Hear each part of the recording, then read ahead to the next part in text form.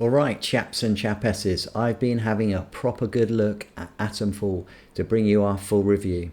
Now this comes from Rebellion, you know, the sniper elite maestros. Yep, swapping crisp headshots for, well, we'll get to that. It's definitely not just another post-nuclear walk in the park. At first glance you might think, Fallout meets Bioshock but with more cups of tea and queuing.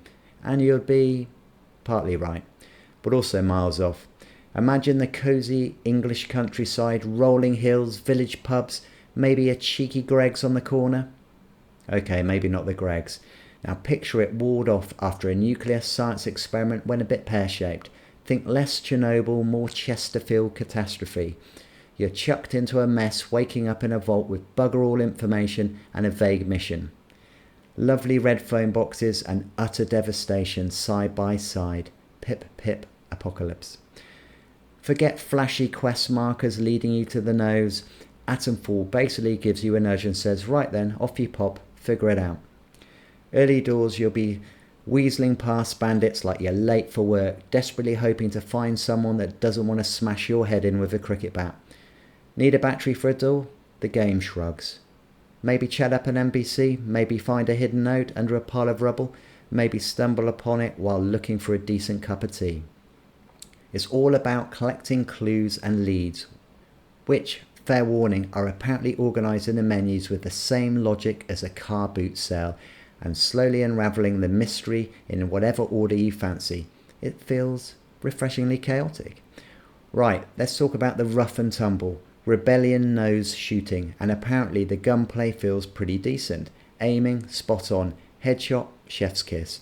But the melee, stiffer than my back after trying to assemble some IKEA furniture. And the enemy AI. Oh dear.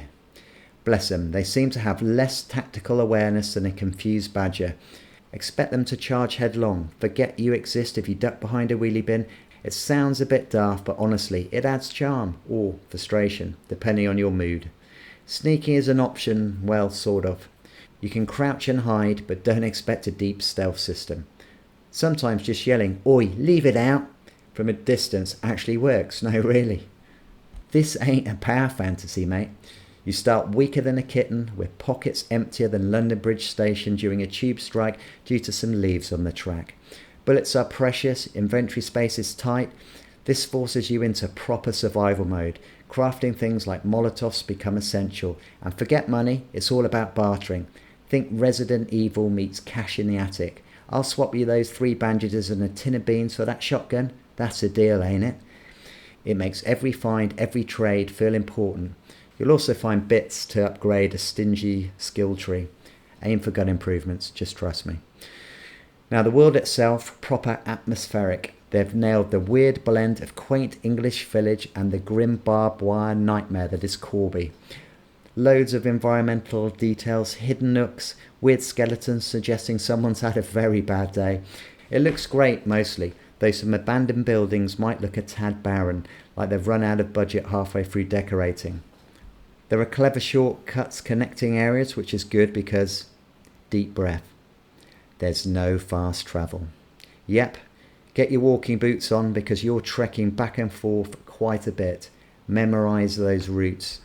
As you potter about, you meet folk, uncover secrets, and deal with a healthy dose of paranoia. Who can you trust? Can you play different survivors off against each other? Apparently yes. It's got a faction-like element, but subtle ones. You can even supposedly whack important characters, and the game just carries on. That takes guts. It all builds this unique atmosphere. Nasty soldiers, cultists in the woods, weird sci-fi robots stumping about. It's got character, even if the slang might leave non-Brits scratching their heads. So let's boil it down. The good. The unique British apocalypse setting is brilliant. The investigation gameplay and non-linear approach feels fresh. The barter system adds real tension, great atmosphere and environmental storytelling. The not so good. Combat, especially melee, is definitely flawed and feels janky.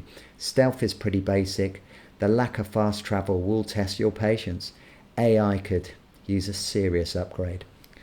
Look, Atomfall isn't going to be for everyone. It's rough around the edges, the combat might make you want to throw your controller or keyboard, and the walking.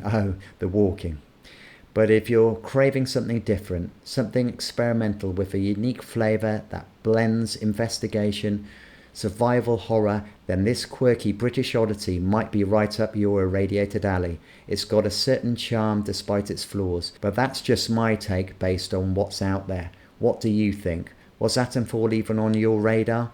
Does the weird mix sound intriguing to you, or just too weird? Let me know your thoughts down in the comments. If you enjoyed what you heard today, then please subscribe as we're a brand new channel. Thanks for watching folks, and I'll catch you in the next one.